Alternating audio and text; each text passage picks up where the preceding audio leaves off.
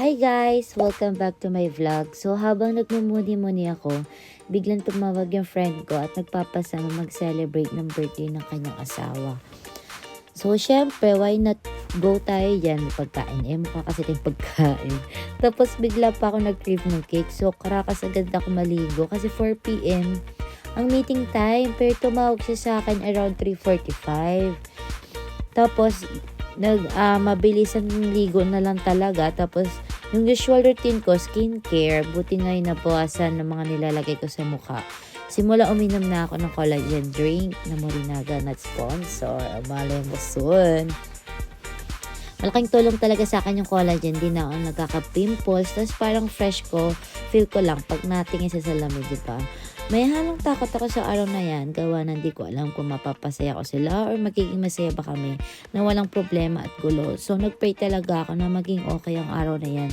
So ganito talaga ako lagi nagpe-pray na maging safe at okay ang lahat kahit sa simpleng pangyayari. Kasi di ba maraming unexpected things na possible mangyari. So talaga pray is the key. Tapos ayun na nga, ang haba na hair ko, nakakatuwa. Pero simula nag-bleach ako before, lagi talaga ako nagbe-bleach ng buhok. Nung mipis na talaga ang buhok ko ngayon. So ang goal ko na lang talaga is pahabain pa ng pahabain at magpa-treatment. Pero hindi naman lagi, siguro sa isang buwan, isang beses lang. Kasi nga sobrang patay na yung buhok ko. Nagpakulay na lang din ako ng dark black talaga niya. Kasi gusto ko yung black na parang manika talaga yung buhok ko. So, pero, ayun na nga, ang problema sa hair ko kasi lagi na rin naglalaga. So, wala na magagawa. Mahirap na talaga ibalik. So, sobrang masaya talaga ako kasi tinawagan talaga ako ng friend ko. Tapos, itong friend ko na yun ay sobrang love na love ko talaga. Kasi nga, parang every time nag-open up ako ng problema ko, ng sama ng loob ko. Parang alam mo yun, secure ako, panatag ako na okay lang maglabas ka ng sama ng loob, okay lang maglabas ka ng secret kasi safe, walang hindi makakalabas. As in, yung tiwala ko is buong buo talaga. So, na nga, itong ginagamit kong Chanel na na skincare ay bigay lang yan sa akin.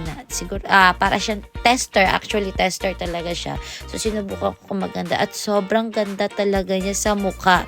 Napakamahal naman. Parang hindi gaganda sa mukha mo. Sobrang alam mo, very nakaka-moisturize. Parang yung moisturizer na. Hindi ko alam ano ba tawag dyan. Di ko pa kasi sinesearch talaga. Pero sana nga binigyan ako ng marami ng Chanel, diba? So, ayun nga pala guys, sinasabayan ko din pala ng pag-take ng vitamin C para talaga makita mo sa mukha mo na talaga hindi ka ninitigyaw. Tapos parang medyo pumuputi ka.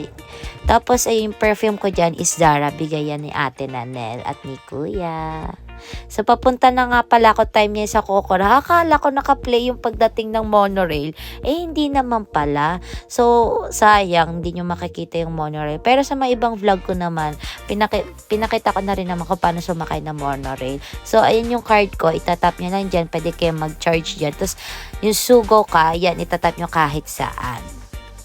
So, ayan na nga, nagkita na rin kami. Ang dami namin pinag-order. And sobrang full ako sa kanila kasi pinakanilaan ng marami at busog na busog ako, diba?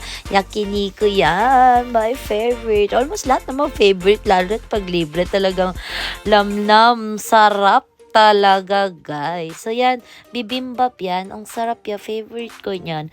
I mean, lahat naman talaga. Almost favorite. So, ayun na nga yung time na kinantahan na namin siya ng happy birthday yung asawa niya. So, niready talaga namin ang lahat-lahat. Yung may pa-surprise ka. So, nagpaalam ako na magto-toilet. So, sumunod yung asawa niya. Tapos, ayun, buti na mabait yung staff. Talaga sinindihan nila yung cake. Kasi talagang bawal talaga. Kasi nga para iwas sa sunog.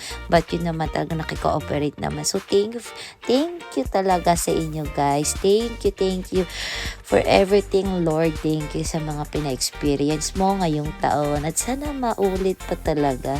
So, sana nga naging masaya asawa niya na kinantahan ko sa maraming tao. Pero bahala na, diba? Ang mahalaga na i-celebrate namin ang kanyang birthday.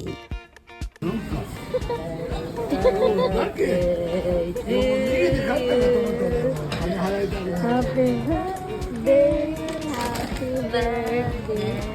arigato. Oh, こんな大きいの買った。いちごはこれだけだ。arigato.